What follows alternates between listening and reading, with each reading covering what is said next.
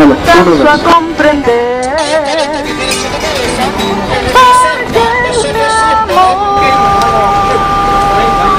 Ahí pueden tener, le estamos regalando a la gente, le estamos regalando, ahí en la meta de atrás, la cabeza que se va a apoderar del mundo, justamente representa otro poder grande, el papado que ya lo vamos a explicar, por qué las 7 cabezas representan las 7 colinas de Roma. Mi Dios es real, porque lo siento en mi ser.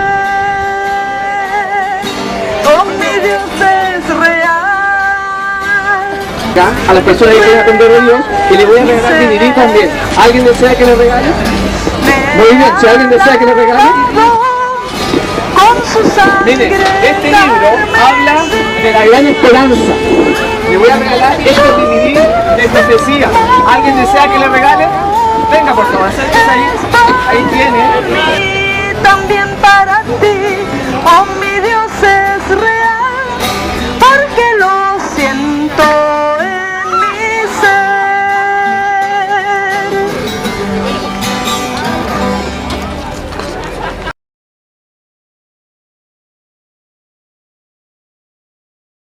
Marcos Pozo, lo dejamos con su tiempo. Dios le bendiga. Gracias. Muchas gracias, hermano Samuel. De nuevo estamos compartiendo ahora la segunda parte del mensaje de 1888 que no concluimos en la mañana. Bueno, es muy extenso, pero trataremos de resumirlo lo más que se pueda. Y vamos a iniciar este mensaje de sábado en la tarde con el libro de Habacuc en el capítulo 2 y versículo 4, que dice así: He aquí que aquel cuya alma no es recta se enorgullece, mas el justo por su fe vivirá. Nuevamente, la Escritura nos presenta de que aquel que ha alcanzado la norma, aquel que está guardando la voluntad de Dios, vivirá por la fe. Y este texto de Habacuc 2:4 fue lo que escribió el apóstol Pablo allá en Romanos, que vimos en la mañana. Y me llama mucho la atención que dice que los que se enorgullecen, su corazón, su alma, no son rectos. Y vimos cómo en la mañana, cómo la justificación por la fe no llevaba al hombre a mirarse a sí mismo, sino a mirar las cualidades de Jesús, de nuestro Salvador, de nuestro Redentor. Y habíamos visto que habían 2 tipos de justicia. Una era la justicia de acuerdo a las obras, a la ley, y otra era por la fe que debía ser puesta en el Hijo de Dios. Y en Mateo 5:20 decía: porque os digo que si vuestra justicia no fuera mayor que la de los escribas y fariseos, no entraréis en el reino de los cielos. Vimos que era muy importante este aspecto, porque podemos estar toda la vida tratando de hacer cosas en forma propia, en forma humana, de acuerdo a las fuerzas que podamos tener, de acuerdo a los dones, las circunstancias y los ambientes distintos que cada uno pueda tener. En Gálatas 3:11 dice: y que por la ley ninguno se justifica para con Dios. Tremendo. Es evidente, dice, porque el justo por la fe va a vivir. Cuando el justo, el hombre recto, le da todo el tributo a Dios y que Dios es el que realiza la obra, realiza toda la vida en nosotros, una vida recta, la vida de Jesús, entonces se atribuye la justicia a nosotros por fe. Y dice que ninguno, mi hermano, por la ley será justificado. No quiere decir que haya que dejarla a un lado, porque el que está en Cristo más deseoso está de agradar al Padre a través de su voluntad. Y en Hebreos 10:38 nos señalaba lo mismo: mas el justo vivirá por fe, y si retrocediere, no agradará a mi alma. Tremendo texto también, que no vamos a tocar, pero ratifica la Biblia en distintas partes esto de Habacuc 2:4, de que somos salvos, el justo vivirá por la fe. Y vimos cómo aquel congreso de Minneapolis, donde el Señor se había propuesto derramar su luz, ampliar su mensaje a este pueblo adventista del séptimo día, para preparar el camino al Señor, para que el Señor encontrara un pueblo bien dispuesto. Tristemente, el mensaje fue rechazado.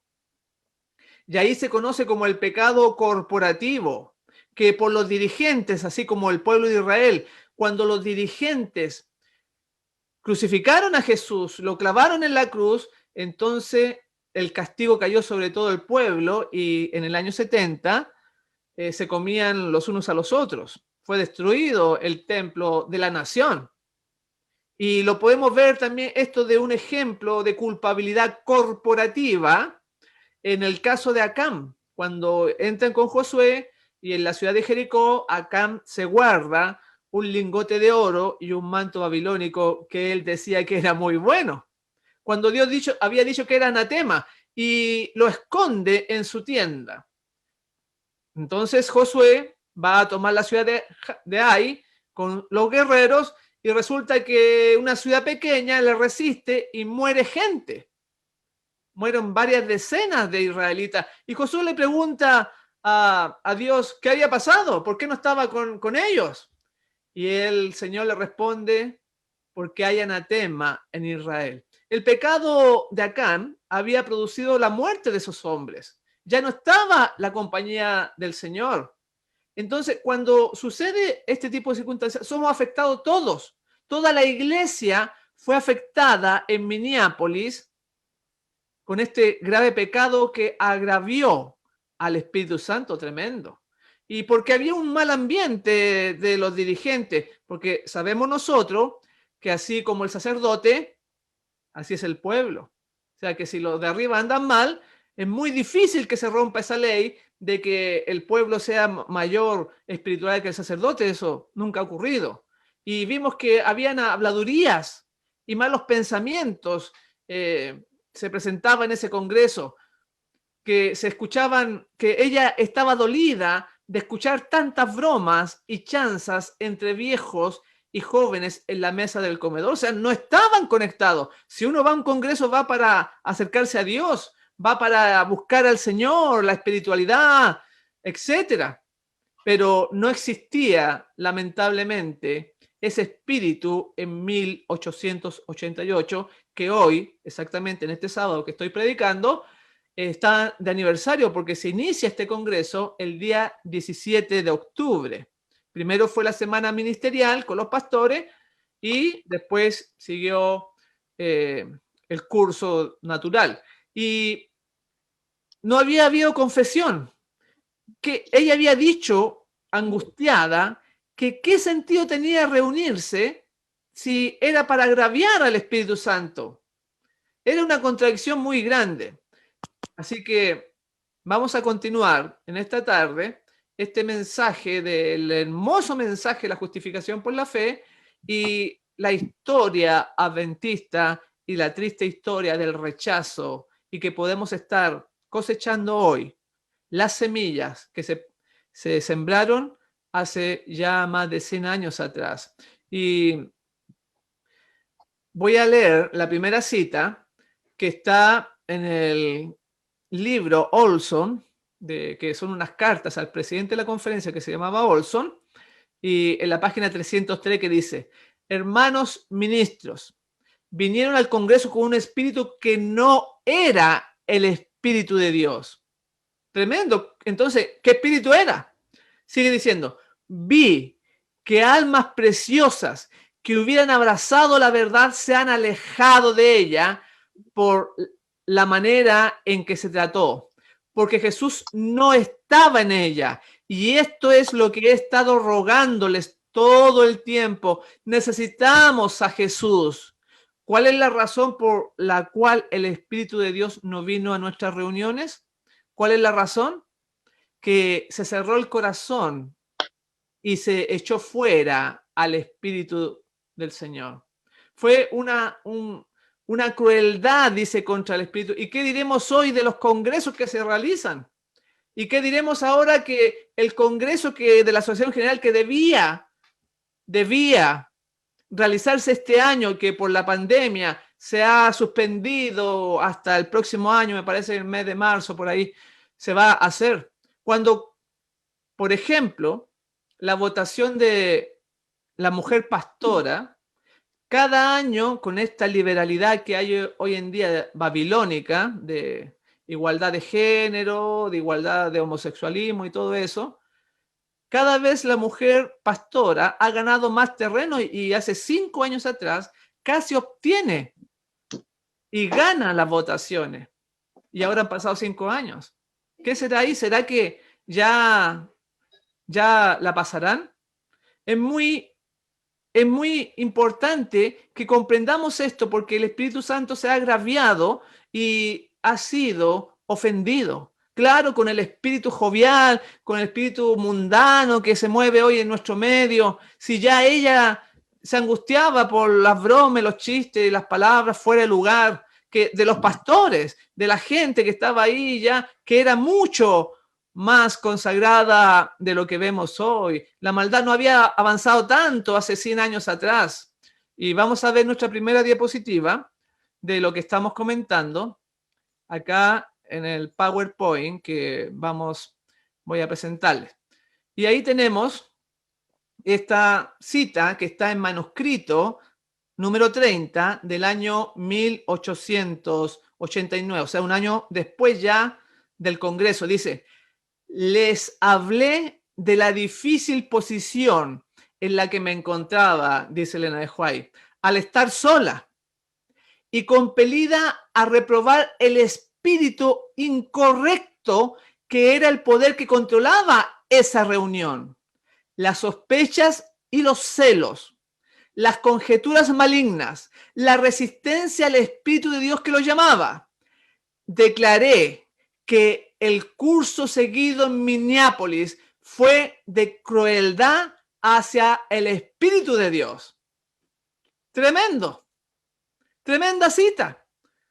Es muy raro encontrar que alguien ofenda o actúe cruelmente contra el Espíritu de Dios, pero aquí lo tenemos.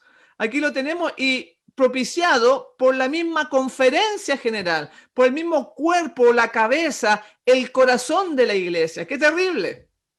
Claro, tenemos que enseñar estas cosas porque es parte de la historia para que no se vuelva a repetir. Incluso mencioné en la mañana que Elena de White había sido tal el agobio que había sufrido en este congreso de Minneapolis que ella se había propuesto irse porque se daba cuenta de que no era de Dios lo que estaba sucediendo ahí. En la carta segunda de 1892, en el mismo libro, Olson, en la página 43, quedó escrito lo siguiente. Dice así: cuando me propuse dejar Minneapolis, el ángel del Señor se paró a mi lado y me dijo: no, eso no. Dios tiene una obra que debes hacer en este lugar. La gente está repitiendo la rebelión de Coré, Datán y Abirán. Te he colocado en el lugar apropiado, que quienes no están en la luz no reconocerán, no escucharán tu testimonio, pero yo estaré contigo. Mi gracia y mi poder te sostendrán. No es a ti a quien desprecian, sino a los mensajeros y al mensaje que yo envié a mi pueblo. O sea, ella se iba a ir, pero el ángel le dice que no, porque tiene una obra. Sigue diciendo: han mostrado desdén por la palabra del Señor. Satanás ha enceguecido sus ojos y ha pervertido sus juicios. Y a menos que cada alma se arrepiente de su pecado, esta independencia no santifica, están insultando al Espíritu de Dios y caminan en oscuridad. Tremendo. Ahora dice que lo insultan. En la otra cita habíamos dicho que eran crueles. Sigue diciendo: quitaré el candelabro de su lugar a menos que se arrepientan y se conviertan, para que yo los sane. Han oscurecido su visión espiritual. ¿No querrán que Dios manifieste su espíritu y su poder? Porque tienen un espíritu de burla y disgusto hacia su palabra. Diariamente practican la liviandad, las bromas, la frivolidad. Y aquí está nuevamente lo que mencionamos recién, lo de las bromas. Sigue diciendo, no han dispuesto sus corazones para buscarme. Caminan en las chispas de su propio fuego y a menos que se arrepientan, morirán con tristeza. Palabras duras, las que ella le escribe y relatando esos acontecimientos de Minneapolis, que si no se arrepienten, el Señor quitará su candelabro de su lugar. Tremendas palabras. Y compara la situación de la rebelión de Minneapolis, la compara con la rebelión de Coré, Datán y Abiram, que todos nosotros conocemos la historia, como ellos levantan su voz en contra del profeta. Lo mismo que sucedió acá. Y lo peor de todos es que llamaban ellos a la luz, la llamaban tiniebla. Y esto sí que es terrible, porque lo vemos, por ejemplo, en el caso de Jesús con Caifás y Anás, con Anás y Caifás, y los fariseos de ese entonces que le llamaban a Cristo que tenía demonios. O sea, a la luz le llamaban tiniebla cuando el Espíritu Santo les hablaba a su corazón de que ellos estaban mal, de que era el Hijo de Dios, y ellos cerraban y cerraban sus puertas. Y si el Espíritu Santo no los podía convencer, ¿qué más se podía hacer? Como decía Vilacita en la mañana, ¿qué más puedo hacer por mi viña? Es terrible. En manuscrito 24 de 1888 está registrado lo siguiente. Nuestros hermanos que han ocupado cargos de liderazgo en la obra y en la causa de Dios debieran haber estado tan estrechamente conectados con la fuente de toda luz que no hubieran llamado tinieblas a la luz y luz a las tinieblas. Muy grave llamarle luz, tinieblas a la luz que Dios estaba trayendo. Es como se asemeja a lo que Cristo sufrió con los judíos. Cuando ellos exigen la crucifixión, Elena de White compara este acontecimiento a lo que le pasó al pueblo judío. Si la mayoría de los judíos no hubieran sido desviados por los dirigentes judíos y no hubieran exigido la crucifixión de Cristo, Jesús no hubiera sido crucificado, pero fueron los dirigentes. De la misma manera, si la mayoría de los delegados al Congreso de Minneapolis no hubiera seguido a su dirigente al rechazar el mensaje de 1888, Elena White no hubiera expresado de forma implícita que Cristo había sido crucificado en forma figurada en el Congreso. ¿Y qué podemos sacar limpio de tanta explicación? Es que la mayoría del Congreso de Minneapolis siguió a los pastores antiguos y confiaron en el hombre. Lo mismo que hicieron los judíos, confiaron en Caifás, confiaron en Anás. Y eso es estar caídos, es caerse de la gracia. ¿Y qué vemos hoy en día en las iglesias? Cuando los hermanitos van donde el maestro de escuela sabática, van donde el anciano, cuando tienen alguna pequeña duda y dependen de los hombres. Cuando ni siquiera estudian el folleto de escuela sabática o el cartón de la escuela sabática. Cuando no se tiene la palabra de Dios puesta en el corazón, no se saben las historias de la Biblia. ¿Qué podemos decir de eso? Que obviamente están confiando en el dirigente. Y si hay un rechazo a nivel de Congreso, ya sucedió en el pasado, lo siguieron la mayoría. ¿Y por qué? Porque los jóvenes, en este caso de Minneapolis, siguen el ejemplo de los viejos. En la Review and Herald, 18 de marzo de 1890, voy a leer lo siguiente. Nuestros hombres jóvenes observan a nuestros hermanos mayores y como ven que ellos no aceptan el mensaje, sino que lo tratan como si no fuera de importancia, esto influye sobre quienes ignoran las escrituras para que rechacen la luz. Estos hombres que rehúsan recibir la verdad se interponen entre la persona y la luz. Eso es lo que estamos diciendo recién, la influencia, porque la mayoría en ese tiempo tenía puesto los ojos en el ser humano, en el desvalido agente humano. Claro, lo podemos ver en las campañas que se realizan cuando viene un buen predicador, por ejemplo, con los diezmos, habla de mayordomía y entonces les explica y los diezmos suben. Se llena la iglesia, pero se va el predicador y entonces los diezmos bajan y la iglesia disminuye la asistencia. ¿De quién dependían? ¿En quién te han puesto los ojos? No es diferente. No están justificados no hay justificación por la fe ahí, mi hermano. Es tremendo y lo vemos por doquier. Por eso que dice, ni uno en 20 está preparado para la venida del Señor.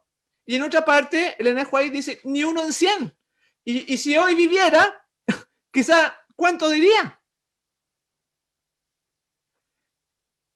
La situación se repite y ahora es más abarcante. Había un presidente que es este que estoy mencionando a cada momento, que es Olsen, que cuando se produce el Congreso de 1888, él estaba por allá, por Europa, y se enteró y él apoyaba el Congreso y la justificación por la fe. Pero quiero poner este caso para que ustedes vean el espíritu que puede gobernar a las personas y cómo él se da vuelta y urde un plan para enviar a la hermana White fuera de Estados Unidos y la envían para Australia. Que es muy importante que la gente conozca lo que sucedió ahí, cómo trataron de deshacerse de la mensajera del Señor. Y ella, cuando le solicitaron esto, no vio nada malo. La alentaron diciéndole que no tendría que soportar cargas en Australia, sino que podría dedicarse a escribir. Le pusieron su argumento. Al no recibir la luz específica de Dios, accedió al pedido de la Asociación General porque se lo estaba haciendo el corazón de la iglesia. Nadie pensaría que era algo malo. Pero 15 años más tarde, ella comprendió por qué Dios no le había dado luz en relación a la conveniencia de irse a Australia cuando se lo pidieron. Voy a leerle acá lo que sucedió en ese entonces. Que la gente de Battle Creek sintiera que debía hacernos ir en el momento que lo hicimos fue resultado de maquinaciones humanas, no del Señor. Vean, nuevamente, esto es muy grave. Está en la carta 127 de 1896. Entonces ella dice que no era la voluntad de Dios que la mandaran a Australia, pero sigue diciendo, había un deseo tan grande de que nos fuéramos de Norteamérica, ¿no es cierto?, que el Señor permitió que esto ocurriera. Los que estaban cansados de los testimonios que teníamos quedaron sin las personas que los daban. Nuestra separación de Battle Creek, que era donde está la Asociación General, fue para dejar que los hombres hicieran su propia voluntad y las cosas a su manera, que pensaban era superior a la manera del Señor. O sea, ellos pensaban de que iba a estar mucho mejor sin la hermana White. Sigue diciendo, si usted, que es O.A. Olsen, esas son las letras de su nombre, si usted hubiera estado en la posición correcta, no se hubiera hecho el cambio en ese momento. El Señor hubiera obrado en favor de Australia por otros medios, dice ella, y se hubiera ejercido una fuerte influencia en Battle Creek, el gran corazón de la obra, y hubiéramos estado allí hombro con hombro, creando una atmósfera saludable que se hubiera sentido en todas nuestras asociaciones. Cuando nos fuimos, muchos sintieron alivio, pero no usted, y al Señor le desagradó, porque Él nos había colocado junto a las ruedas de la maquinaria en movimiento en Battle Creek. O sea, este hombre que por un principio, este presidente, no era cualquier pastor, Olsen, apoyaba cuando estaba en Europa, apoyaba este movimiento de la justificación por la fe, pero ahora se da vuelta y hace los planes y envían a Elena G. White a Australia para deshacerse de ella. Tremendo. Y ella sigue escribiendo cartas duras a aquellos hombres, por eso que encontramos que en muchos lugares dice que ya la Asociación General no es la voz de Dios. ¡Qué tremendo! Dice que son suplantadores en la carta 100 del año 1896, ella dice así: muchos de los hombres que han actuado como consejeros en juntas y comisiones necesitan ser alejados. Otros hombres debieran tomar su lugar, porque sus voces no son la voz de Dios. Está hablándole de la conferencia general. Sigue diciendo, estos hombres no son llamados más Israel, sino suplantadores. Han trabajado por sí mismos durante tanto tiempo, en lugar de que el Espíritu Santo trabaje en ellos, que no saben qué espíritu los impele a la acción. Tremendo, o sea, como lo que le pasó a Pedro, ¿no? Cuando estaba con Jesús, que le dijo Pedro, Señor, no vayas, no subas a Jerusalén, no vayas a morir. Pedro pensaba que estaba haciendo lo correcto. Pedro era un apóstol. Pedro guardaba el sábado. Pedro seguía a Jesús las 24 horas del día. Sin embargo, el espíritu que estaba en Pedro no era el Espíritu Santo, era el espíritu de Satanás. Y ella está diciendo que ahora la gente de Battle Creek, de la Asociación General, dice que no saben qué espíritu los impela a la acción. No vivían en una justificación por la fe, que dependiera en todo momento de Dios, del Creador. Era justicia propia. Puede ser que nosotros, que algún hermano que está escuchando, viva su vida espiritual solo, por sus propias fuerzas. Cuando llega el sábado, voy a preparar la ropa y voy a la iglesia, pero muchas veces ni sabe por qué va, por cumplir. Así que es muy importante lo que estamos explicando. ¿Y qué decir de cuando se dan donaciones o cuando se realiza una obra en favor de la causa? Puede ser que sea sin Cristo, claro. Porque dijimos en la mañana que hasta el obsequio de una flor, una buena labor, puede estar manchada por la sombra del egoísmo. Y aquí voy a leer algo específicamente, ya que como pueblo, muchas veces los hermanos les cuesta dar o les cuesta apoyar. Y cuando lo apoyan, piensan que ya Dios tiene que hacerle una reverencia porque han hecho algo bueno, pero no es así. En la página 18, vean por favor, de un libro muy hermoso que es Fe y Obra, dice, de Elena G. White, dice así: el punto ha sido presentado delante de mí con claridad, que si el hombre rico tiene dinero y posesiones y los ofrenda al Señor, se introducen ideas falsas que estropean la ofrenda por pensar que merece el favor de Dios. Escuche bien, sigue diciendo que el Señor está obligado a considerarlo con especial benevolencia en virtud de su donación. Ha habido muy poca instrucción clara sobre este punto. El Señor le ha prestado al hombre sus propios bienes en depósito, medios que él requiere que le sean devueltos cuando su providencia lo manifieste y la edificación de su causa lo demande. Eso es lo que mencionaba yo recién, que las pocas obras buenas que se realizan en nuestro medio adventista, porque no son muchas, ojalá pudiera decir que son muchas, cuando las se llegan a realizar, se introduce la falsa idea de que merecen el favor de Dios. Pero ella está diciendo que eso es un error. Ahora en la página 19 dice: como siervos empleados por Dios, ustedes recogieron en su mies a fin de satisfacer sus necesidades de una manera económica y conservar el saldo a disposición de Dios.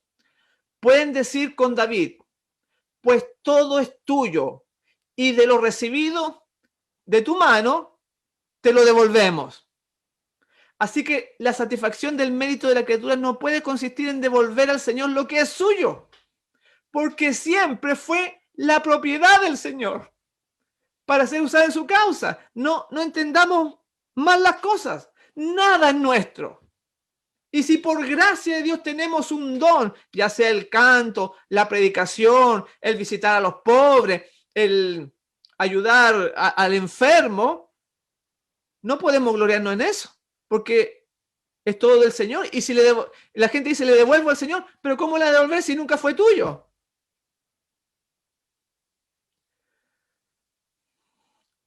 Es tremendo. Eso, si fuéramos un pueblo diferente y viviéramos en la justificación por la fe, botando el corazón orgulloso que busca ganar la salvación, seríamos un pueblo distinto. Y por eso que esto cuando estalle, cuando se entienda, cuando haya transformación del corazón y haya una entrega, una muerte al yo, este pueblo va a ser sacudido, porque va a ser gente sin orgullo. Va a tratar al católico, al pentecostal, al mormón, lo va a tratar con cariño, con amor, le va a explicar y le va a predicar. Y eso de que los hermanos le da miedo subir al púlpito, le da miedo hablar de delante. ¿Cómo puede ser? ¿De qué justificación estamos hablando? Llenos de temor. No se atreven. ¿Por qué? Porque el orgullo o sea, se pueden equivocar y ellos van a quedar mal, entonces el orgullo le impide exponerse, que lo haga otro. No, el amor de Dios en el corazón no es de esa forma.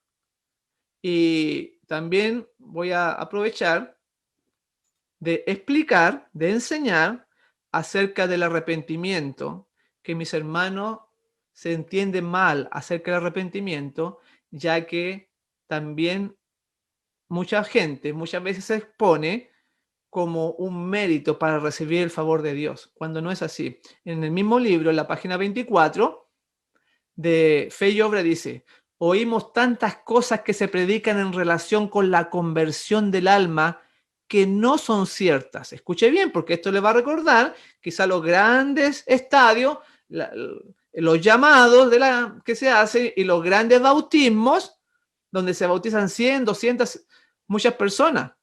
Y se habla de la conversión y del arrepentimiento. Pero acá dice que hay muchas cosas relacionadas con eso que no son ciertas. Ponga atención. Se enseña a los hombres a pensar que si un ser humano se arrepiente, será perdonado, suponiendo que el arrepentimiento es el camino, la puerta para entrar al cielo, que el arrepentimiento tiene un valor seguro para conseguirle el perdón. Escuche bien, mire lo que está diciendo ella. Pregunta: ¿puede el hombre arrepentirse por sí mismo? No, más de lo que puede perdonarse a sí mismo, dice ella. Sigue diciendo: lágrimas, suspiros, resoluciones, todo esto no es sino el ejercicio apropiado de la facultad que Dios ha concedido al hombre y el apartamiento del pecado en la enmienda de una vida que es de Dios. ¿Dónde hay mérito en el hombre para ganar su salvación o para poner delante de Dios algo que sea valioso o excelente? Ella pregunta: ¿podemos presentarle a Dios algo valioso? Cuando en la mañana dijimos que toda nuestra labor, nuestra justicia es como trapo de inmundicia. Sigue diciendo, pregunta: ¿puede una ofrenda de dinero, casas o tierras colocarlo en la lista de los merecedores? Imposible, contesta ella. Es peligroso considerar que la justificación por la fe, por mérito en la fe, o sea, si uno piensa que la fe se transforma en un mérito, eso es un peligro, dice. Cuando aceptamos la justicia de Cristo como un regalo, somos justificados gratuitamente mediante la redención de Cristo. Gloria a Dios por eso. ¡Qué amor! ¡Qué maravilla! Dios te lo da como regalo. No debemos pensar cuando damos un donativo, ahí decía una casa, decía tierra o dinero, para como que ponemos algo delante de Dios que sea valioso o excelente. Pero aunque nuestra cabeza lo sabe, acá arriba, pero nuestro corazón orgulloso busca poner un mérito para lograr la aprobación de Dios. Y eso en la vida cotidiana es lo que vale. No solamente saber la teoría que estamos explicando, la doctrina que estamos mostrando. Sigue diciendo la página 29. El hecho mismo de la muerte del amado Hijo de Dios, a fin de redimir al hombre, muestra la inmutabilidad de la ley divina. ¿Cuán fácilmente desde el punto de vista del transgresor Dios podría haber abolido su ley, preveyendo así una vía por la cual el hombre pudiera salvarse? Lo que estamos explicando no anula ni quita la ley, ni los mandamientos, ni los estatutos. Porque si fuera así, entonces Dios hubiera dicho: a Jesús, no mueras, yo cambio mi palabra y listo. Si la ley pudiera ser derogada, si la ley pudiera ser abolida, si la ley pudiera ser cambiada, no requeriría el inmenso sacrificio que le costó a nuestro Salvador. Por eso, mis hermanos, no se engañen con esas enseñanzas de la justificación por la fe. Me acuerdo, hace un tiempo atrás me invitaron por allá, por Zapallar, por Reñaca, por la quinta región de Chile, a un congreso donde se exponía la justificación por la fe. Y me acuerdo que de Argentina llegaron 3 o 4 hermanos que se llamaban del tercer ángel, porque esto está asociado con el tercer ángel. Y predicaban acerca de la salvación, de la justificación por la fe, pero ellos no hacían énfasis en su vida, por ejemplo, en comer carne. Ellos comían carne. Ellos veían todo en forma relajada, o sea, no quita los mandamientos. Es el motivo, como hoy día explicamos en la mañana, es el motivo por el cual usted guarda la ley. Debe ser de un corazón que está unido al Señor, que el que lo mueva sea Cristo. Así que no podemos dejar su voluntad a un lado, porque si no, entonces son los sentimientos, son el criterio de la persona, son la formación que ella ha tenido, lo que es bueno y lo que es malo. Nosotros debemos proporcionar a la gente una fe inteligente. Así que esa semilla que se sembró en Minneapolis podría ser que empezara a crecer más y más ahora en nuestro tiempo, porque siempre, mis hermanos, ha sido el propósito del enemigo sacar de Jesús, de la mente de la gente, de que lo contemplen, de que lo observen y ponerlo en otro lugar. Por ejemplo, en Primero Escrito, en la página 213 dice: siempre ha sido el proyecto de Satanás desviar de Jesús la atención de la gente, volverla a los hombres y destruir el sentido de la responsabilidad individual. Fracasó en su propósito cuando tentó al Hijo de Dios, pero tuvo más éxito en sus esfuerzos con los hombres caídos. Corrompióse el cristianismo.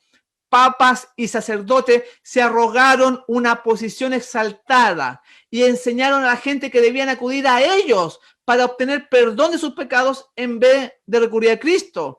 La gente quedó del todo engañada. Se les enseñó que el Papa y los sacerdotes eran los representantes de Cristo, cuando en verdad lo eran de Satanás. Y a Satanás adoraban cuando ante ellos se postraban. La gente pedía la Biblia, pero el sacerdocio creyó peligroso que la leyeran los fieles por sí mismos, por temor a que se ilustrasen y descubriesen los pecados de sus instructores. Se enseñó a la gente a recibir la palabra de esos engañadores como si proviniese de la boca de Dios.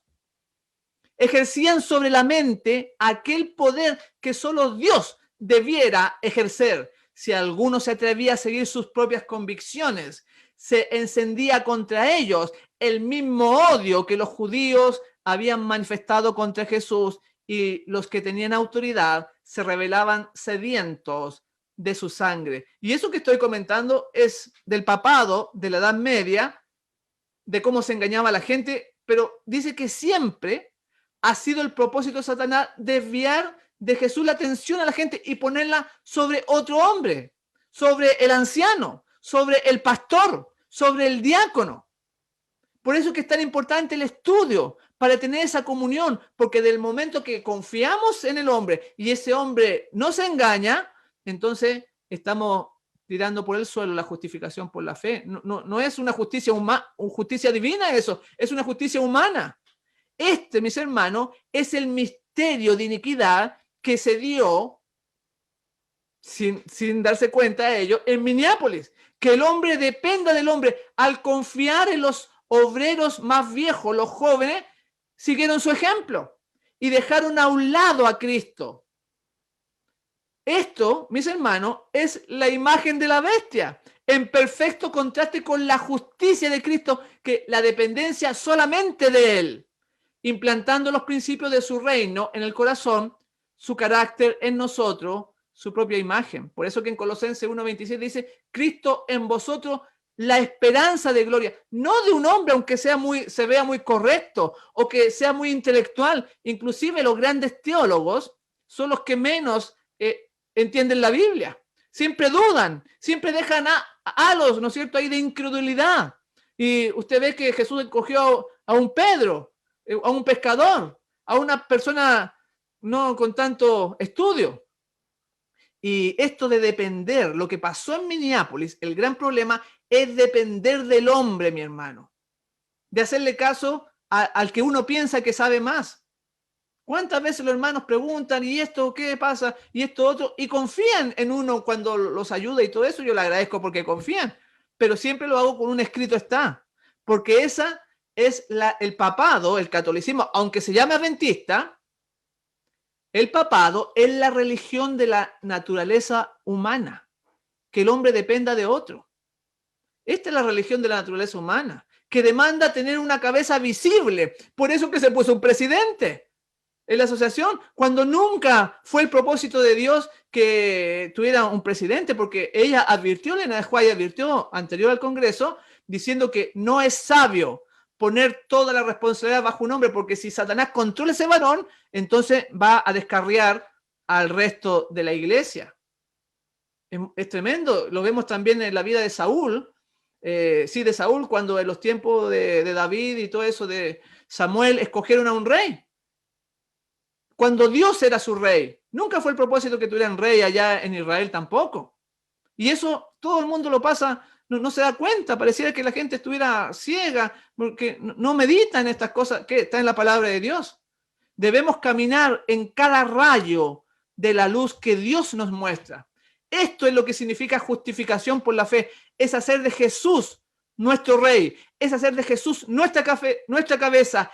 Este es el mensaje del tercer ángel, en verdad, que el Señor quería recibir su pueblo en Minneapolis. Y aquí va a explicar este asunto. Bueno, aquí una cita donde ratifica lo que estoy mencionando, en Testimonio para los Ministros, página 90 y 91, dice: presentaba la justificación por la fe en el garante, invitaba a la gente a recibir la justicia de Cristo. Este es el mensaje del tercer ángel que ha de ser proclamado en alta voz y acompañado por el abundante derramamiento de su espíritu. Tremendo. Por eso que Hebreos 12:2 dice: puesto los ojos en Jesús, autor y consumador de la fe. No puesto los ojos en el predicador, no he puesto los ojos en el que está dirigiendo la escuela sabática, la sociedad de jóvenes. No. Puesto los ojos en Jesús. Y cuando nosotros como pueblo lo hagamos, va a ser un pueblo distinto con poder. Va a ser un pueblo que predique, que sacuda los mismos cimientos de este planeta, y vendrá la persecución. Porque no puede habitar las tinieblas con la luz. ¿Y por qué no hay persecución hoy en día? Ahí está la respuesta. Aquí viene una cita que para mí expresa el tema de la justificación por la fe, que es maravillosa para mí. Yo se las quiero compartir. Está en Testimonio para los Ministros, página 456. Elena de White escribió lo siguiente: ¿qué es la justificación por la fe? Es la obra de Dios que abate en el polvo la gloria del hombre y hace por lo que él no puede hacer por sí mismo. Recién hablamos del orgullo, que aquel cuya alma no es recta se enorgullece. Ahora está mostrando que nuestra gloria, nuestros honores, nuestro estatus debe ser abatido en el polvo y reconocer a Cristo como supremo en la vida. Por eso dijimos, el corazón orgulloso quiere ganar la salvación, quiere hacer cosas, no quiere que le regalen porque es orgulloso. Pero acá dice que es la justificación por la fe, es la obra de Dios que abate en el polvo la gloria del hombre y hace por lo que él no puede hacer por sí mismo. Ojalá que esto sea grabado en tu corazón, te lo aprendas de memoria, mi hermano. Son solamente 2 líneas, es tan poquito. Y esto no se vio en Minneapolis, se vio orgullo, se vio resistencia, como recién leímos en las citas que presenté recién. Y se señaló el poder despótico que se desarrolló en ese entonces, como si el cargo hubiese convertido a los hombres en dioses. Como, claro, cuando está la iglesia manda, hace esto, corre las bancas, hagamos este programa, pero al final se siente el individuo, se siente como Moisés cuando dijo, os hemos hecho salir agua. No es así, la obra no es nuestra, es del Señor. Y así como Él la terminó, como la empezó, la va a terminar. Y este rechazo de Minneapolis en contra de la verdad prepara los corazones para un rechazo mayor. Vamos en las mismas huellas del romanismo, lamentablemente. Mientras rechazamos los mensajes, nos acercamos más y más a la religión de la naturaleza humana, el papado, cada vez más cerca de recibir la imagen de la bestia. En Señales de los Tiempos, en el tomo 3, en la página 99, dice, es el rechazo de la verdad bíblica lo que hace que el hombre se acerque a la infidelidad. Es la apostasía en la iglesia lo que acorta la distancia entre la iglesia y el papado. Tremendo, porque no es justificación por la fe, es el misterio de iniquidad. Cuando usted confía en el hombre, en la parte espiritual, y no lo ve con un escrito está, no le da una cita, no le muestra en un libro de la Biblia, no, lo acepta así. No está poniendo su fe en Dios. Tremendo. Así que ahí decía que es el rechazo a la verdad lo que nos acerca al papado. Y ese fue un rechazo que se produjo en Minneapolis en 1888. Y por eso que ella menciona, la iglesia, escuche bien, se encuentra en estado laodicense. La presencia de Dios no está en su medio. ¡Qué bárbaro! ¿Cómo puede ser que en el pueblo de Dios no esté la presencia de Dios? Como le sucedió al antiguo Israel, y nosotros sabemos lo que sucedió ahí. El rechazo a la luz producido en Minneapolis en el año 1888, al rechazar el mensaje de la justificación por la fe, produjo obviamente una siembra de incredulidad. Aunque por un año, más o menos un tiempito, se vio que la gente lo aceptaba en forma maravillosa, en forma, los hermanos se gozaban de esta verdad. Pero como se deshicieron de la hermana White y la enviaron a Australia, entonces las tinieblas se profundizaron en los Estados Unidos, se profundizaron en la conferencia general. Y hoy estamos viendo sus efectos tan abarcantes, cosechando apostasía y preparando ahora el camino dentro del profeso pueblo para recibir, escuche bien, la marca de la bestia, o sea, el día domingo. Ustedes saben que hay algunos escritos que nos muestran de que el enemigo va a imponer el domingo dentro de este pueblo.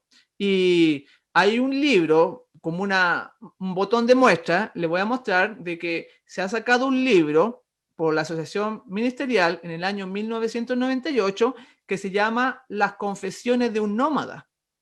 Las Confesiones de un Nómada, publicado por la asociación y publicado por la Pacific Press, habla y exalta el día domingo. ¿Cómo es posible que esté sucediendo esto?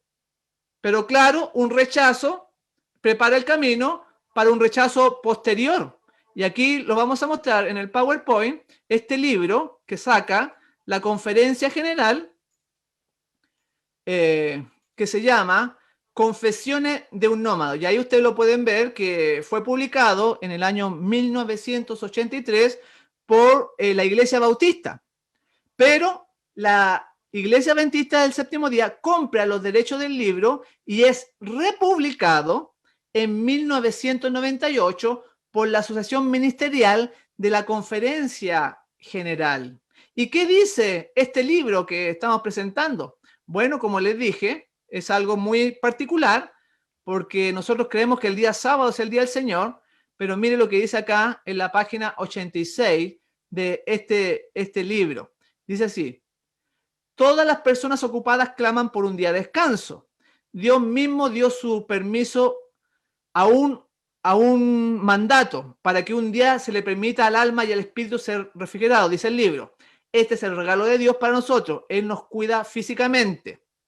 Y sigue diciendo, pero hay una diferencia entre el sábado y el domingo. Usted trabaja hasta el sábado y luego descansa el domingo.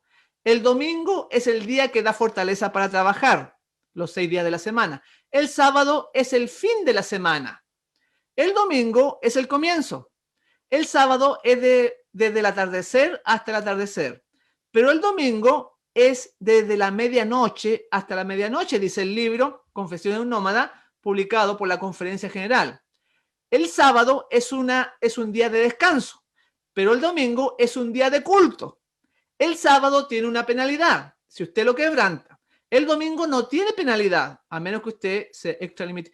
¿Cómo puede la Conferencia General haber imprimido, se supone, en las imprentas santas, este libro que exalta o pone en igualdad el domingo con el sábado? Mis hermanos, tengo que compartírselo porque es lo que está sucediendo. Dice en la página 121, estás quieto y conocéis que yo soy Dios. Los cristianos tomaron el valor del sábado hebreo y agregaron a este el gran gozo de la resurrección cristiana. Tenemos un matrimonio de los dos en la comunidad cristiana, o sea que dice que tiene un matrimonio entre el sábado y el domingo. ¡Qué bárbaro! Y dice, el escritor y poeta americano Thoreau dijo, si usted desea destruir la fe cristiana, aparte primeramente el domingo. Él estaba en lo correcto, es un día santo. Confesiones de un Nómada, página 121, este libro que fue escrito por Carolyn y William Self, como recién dije, bautistas, y que fue comprado los derechos de autor y publicado por la Asociación Ministerial de la Conferencia General. Es tremendo. Puede ser que la profecía se cumpla. Puede ser que cuando dicen la Review and Herald que los ministros van a exaltar al pueblo a que se guarde el día domingo, se cumpla. Review and Herald, marzo 18 de 1884. Yo doy gracias a Dios porque este libro de la Review and Herald lo estamos traduciendo como en español. Y ya vamos en el tomo 5. Todas estas verdades ya están saliendo a la luz en el lenguaje hispano, en la lengua hispana, para que podamos tener los contextos y toda la luz que el Señor quiere, que no se ha sido traducido por décadas por la conferencia. Dice en Review and Herald, marzo 18 de 1884, el Señor tiene una controversia con su profeso pueblo en estos últimos días. En esta controversia, los hombres de posiciones de responsabilidad tomarán un curso de acción totalmente contrario al que tomó Nehemías. Nehemías era el que restauraba, ¿se acuerdan? Ellos no solo ignoran y desprecian el sábado, sino que tratarán de encubrirlo para otros, exaltando las costumbres y tradiciones. En iglesias y en grandes congregaciones al aire libre, los ministros presionarán al pueblo a la necesidad de guardar el primer día de la semana. Y eso ya viene ya, porque este mensaje ha sido el pueblo educado de tal forma que confíen en los líderes. Y ese fue el gran problema de 1888. En la Review and Herald, en el tomo 3 ahora, en la página 176 dice, el pueblo de Dios ha sido educado de tal manera que viniese a confiar en aquellos hombres de posiciones de liderazgo como guardianes de la verdad. Y así han colocado a los hombres en una posición que Dios nunca tuvo la intención de ponerlo. Ese es el lugar que solo le corresponde a Dios. Así que mi hermano, lo animo para que busque al Señor. Lo exhorto para que escudriñe en forma personal la Escritura. Que no dependa de otro que le traiga el alimento. Porque estaría confiando en el hombre. Y ahí donde vienen estas citas terribles que voy a leer en manuscrito release, manuscrito liberado, en la página 17, donde dice, la voz de Battle Creek, que ha sido considerada como autoridad para aconsejar cómo debiera hacerse la obra, ya no es la voz de Dios. Una realidad, es una realidad. En la página 216 dice, han pasado algunos años desde que he considerado la Asociación General como la voz de Dios. Tremendo. Por eso que este asunto es una cosa personal y sobre todo el tema de la justificación por la fe debemos estudiarlo y entenderlo. Tiene muchos matices. Es muy profundo, pero ella también dice que es tan simple como el ABC. Poner los ojos en Dios, poner los ojos en el Salvador que murió por nosotros, hacer las cosas por Él, que no sea otro el motivo que nos lleve a hacer buenas obras. Y por eso voy a explicar un pequeño gráfico que tenemos acá para que ilustrar y pueda aclarar más lo que estamos presentando en forma sencilla en nuestro PowerPoint. Vamos a ponerlo acá, donde habíamos quedado, y vamos a presentar este gráfico de la justificación por la fe. Ustedes ven que hay una línea espiritual arriba y hay una línea que representa lo carnal abajo. Cuando, ahí dice el Edén, cuando Dios creó al hombre, ¿no es cierto? Allá en el Edén, cuando se produjo la creación, el hombre fue creado y estaba gobernado por las facultades superiores de la mente que dominaban a las facultades inferiores o las facultades carnales. O sea, el amor, lo espiritual, la bondad, todos los buenos rasgos controlaban a los aspectos carnales, el odio, los asesinatos, la borrachera, todo lo que es carnal. Para Adán era fácil como hacer la voluntad de Dios como respirar. No se forzaba, le salía en forma natural. Pero ven ustedes ese rayo que aparece ahí. Ese rayo que estoy mostrando ahí con el mouse, ese rayo muestra que el hombre cayó lamentablemente, pecó, comió del fruto prohibido y entonces bajó de la situación espiritual, bajó a lo carnal. Pero como bajó a lo carnal, Dios usó su plan de misericordia y proveyó un cordero para que el hombre pudiera ser rescatado. Y ahí vemos la historia de los hijos de Adán que ofrecen un sacrificio que representaba, ponían la fe en aquel Mesías que iba a venir a futuro. Y está la ofrenda de Caín y está la ofrenda de Abel. Y aquí vemos que Caín trata de estar bien con Dios. No es que las personas que se van a perder no quieran, no acepten la religión, porque Caín llevó su ofrenda, pero llevó una ofrenda a su manera. Llevó una ofrenda como a él le parecía, adoraba a Dios como a él le parecía. Por eso que el corazón orgulloso busca ganar la salvación. Se creía más inteligente que Dios. Y ustedes ven que el humo de la ofrenda de Caín no llega hasta arriba, hasta lo espiritual, no alcanza, se asemeja. Pero la ofrenda de Abel, que trajo un cordero como Dios le había pedido, esa ofrenda sí lo lleva, lo eleva de la caída que ocurrió, lo lleva a lo espiritual. Muchas personas adoran a Dios a su manera. Y estoy hablando también de muchos adventistas, pensando que quedándose el sábado, que viendo un video por una predicación por internet, pero su corazón está lejos. Es la ofrenda de Caín. Hay que hacerlo de acuerdo a la palabra de Dios. Por eso dice, si me amáis, guarda mis mandamientos. Ahí se ve el amor. No, Caín dijo, yo le llevo cualquier cosa, le llevo los frutos de la tierra. Y eso no sirve. Aunque parece un buen gesto porque voy a la iglesia igual, ofrendo igual, doy estudio bíblico también. No rechaza. Caín no rechazaba a Dios en forma directa. Pero eso no le sirvió de nada, mi hermano. Tenemos también que después de eso viene, la Biblia nos presenta el diluvio, donde el hombre vuelve a caer de la espiritualidad, de lo espiritual a lo carnal y es destruido por medio de un diluvio, lamentablemente. Pero Dios no quería eso. Pero ya era tanto el odio, era tanto el alejamiento del Señor que vino esta situación, este castigo sobre el hombre. ¿Y qué dice la Biblia? Dice que Noé les predicó. ¿Pero qué les predicó Noé? Dice que la Biblia dice que era pregonero de justicia. Lo mismo que estamos presentando en estos momentos. Dios quería hacerlos entrar en el arca, pero no con tus méritos, momentito, sino de acuerdo como Dios lo quiere. Porque es lo mejor. En Génesis, sí. En la Biblia nos presenta el caso, en 1 de Pedro 2:5, donde dice, y si no perdonó al mundo antiguo, sino que aguardó a Noé, pregonero de justicia, con otras 7 personas, trayendo el diluvio sobre el mundo de los impíos. Dice que Noé era pregonero de justicia. Vamos a volver a nuestro gráfico de la justificación por la fe, y después del diluvio, en la historia, nos presenta algo muy interesante, que es la Torre de Babel.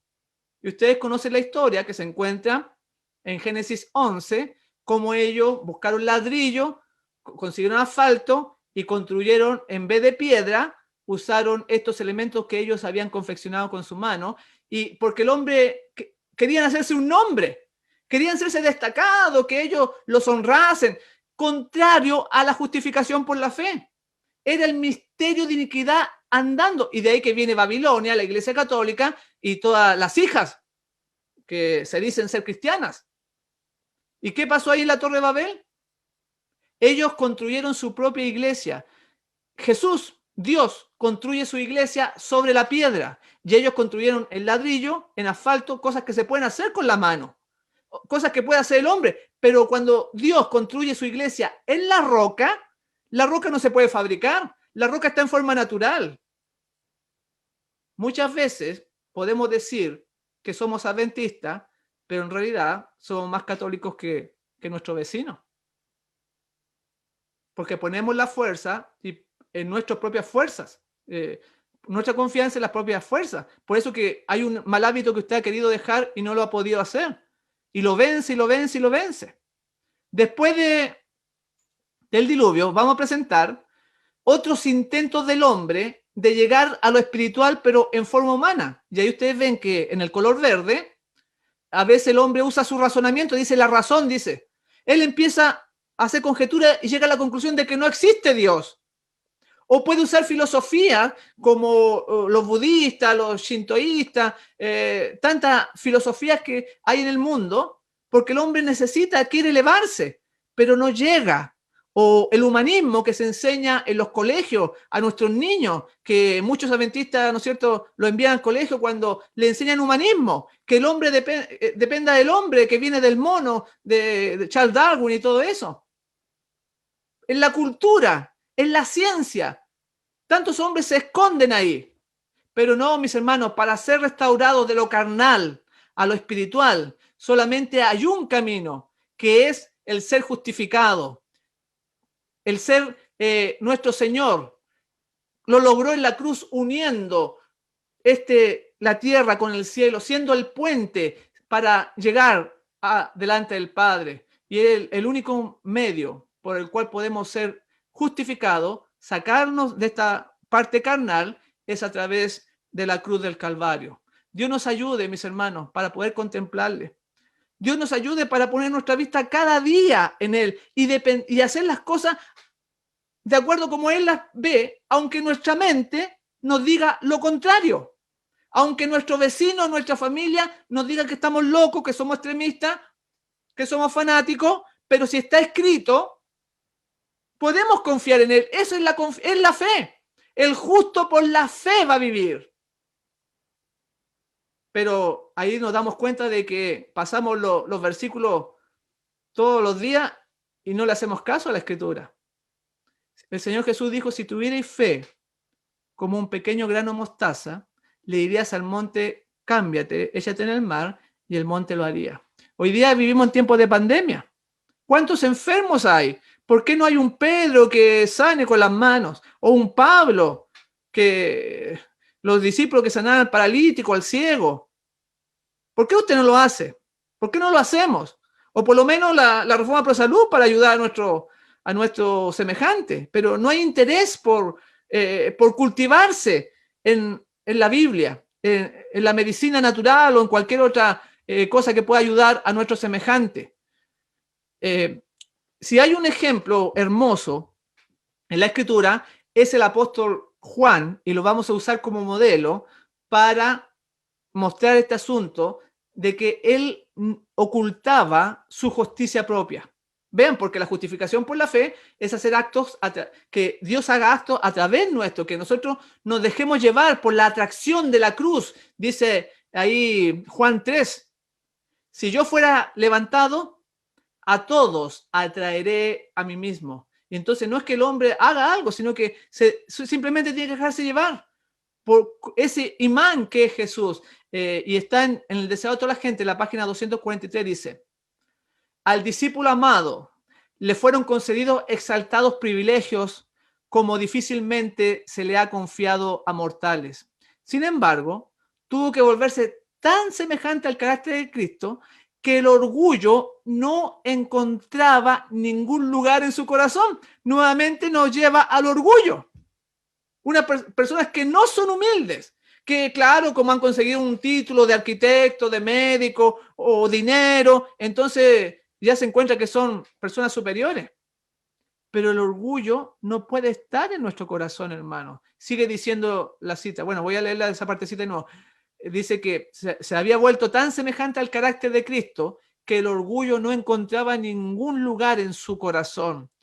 Su humildad no consistía en mera profesión. Vean, por favor. Era una gracia que lo envolvía tan naturalmente como lo envuelve la ropa. Él trataba siempre de ocultar sus actos de justicia propia y evitar todo lo que pareciera atraer la atención para sí mismo. En su evangelio, cuando menciona el discípulo a quien Jesús amaba, pero esconde el hecho de que esa persona honrada era él mismo. Se había asemejado al maestro. ¿Y qué es lo que era la justificación por la fe? Era echar por tierra la gloria del hombre. Y aquí Juan no quería exaltarse. Trataba de ocultar cualquier cosa buena que pareciera ser buena, la ocultaba. Evitaba el parecer traer la atención para sí mismo. Y eso es lo que no se hizo en Minneapolis. No había humildad, había orgullo, había malas palabras, había un ambiente mundanal. Y eso fue que los de mayor edad pudieran influenciar a los más jóvenes y ellos siguieron al hombre. Ojalá, mis hermanos, que estas palabras puedan ser grabadas en tu corazón, porque dice que el apóstol Pablo dice, y ser hallado en él no teniendo mi propia justicia que es por la ley, sino la que es por la fe de Cristo, la justicia que es de Dios, por la fe, no nuestra propia justicia. Y para eso tenemos que dejarnos llevar, que tome Dios toda la posesión de nuestro ser, de nuestra mente, de lo que hablamos, de lo que comemos, de nuestra vida. Cada acto que hagamos debe ser un reflejo de la vida de Cristo en nosotros. Es como aquel hombre que, voy a contar esta historia para ir concluyendo, aquel hombre que tuvo una visión, que él se veía en un cuarto, en su pieza, en su habitación, se veía tendido en el suelo, paralítico, sin moverse. Para mostrarle, voy a mostrar esta historia, para ilustrar que debemos tener una dependencia continua y perfecta en todo lo que hacemos de Dios. Entonces él se veía acostado ahí en el suelo, paralítico, sin moverse. Y él cuenta de que dentro de su ser clamaba diciendo, Jesús, ayúdame, Jesús, ayúdame. Y tanto clamaba, repetir eso, pidiendo ayuda, no se podía mover, pero lo hacía interiormente. Él cuenta de que se le empezó a mover un dedo. Y él siguió insistiendo con súplicas y súplicas. Y ya empezó a mover un brazo. Y continuó, se dio cuenta de que se estaba mejorando y que su oración era respondida y se empezó a mover los pies y se puso de pie. Y cuando se pone de pie y él sigue clamando por ayuda a Jesús, dice que ve a Jesús al frente de él. Y que cuando Jesús avanza hacia él, da un paso, él da otro paso hacia donde estaba Jesús. Y dice que Jesús mueve un pie y él mueve otro pie. Y así, cada cosa que hacía Jesús, él también la hacía, se iba acercando, hasta llegó un momento en que como que se juntan así y él desaparece y solamente queda Jesús. Y eso quiero mostrar de que cada acto de nuestra vida, cada movimiento, cada pensamiento, cada cosa que realicemos, tiene que ser Jesús quien lo haga en nosotros, en nuestra vida, dependiendo de Él.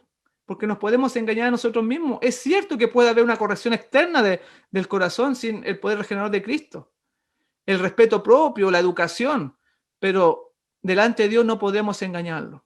En Romanos 6:22 dice, mas ahora, mi hermano, cree por favor esto. Dice así, pon tu fe en esta palabra. Dice, mas ahora que habéis sido libertados del pecado y hechos siervos de Dios, tenéis por vuestro fruto la santificación y como fin la vida eterna. Acá dice que hemos sido libertados con la muerte de Cristo, ¿no? Pero que tenemos un fruto, algo en forma natural, no que te obligue la iglesia, no que te obligue el anciano, sino que un fruto de santificación, donde te va a salir en forma natural guardar los mandamientos, los estatutos, los preceptos, todo lo que la Biblia sale. Por ejemplo, el naranjo, el árbol de naranjo da naranja. En forma natural no lo fuerzan a dar naranjas, porque él da naranja porque es naranjo. Asimismo el cristiano. Bueno, ya la hora ha pasado. Voy a terminar con los textos que iniciamos este mensaje donde dice, he aquí, Habacuc 2:4, he aquí aquel cuya alma no es recta se enorgullece, mas el justo por su fe vivirá. Y en la mañana dijimos, porque os digo que si vuestra justicia no fuere mayor que la de los escribas y fariseos, no entraréis en el reino de los cielos. Que Dios nos ayude para poder tener esa justicia, recibir la justicia de Dios en nuestra vida. Yo agradezco al Señor por haber compartido con nuestros hermanos de New Jersey y que el Señor Jesús les bendiga ricamente.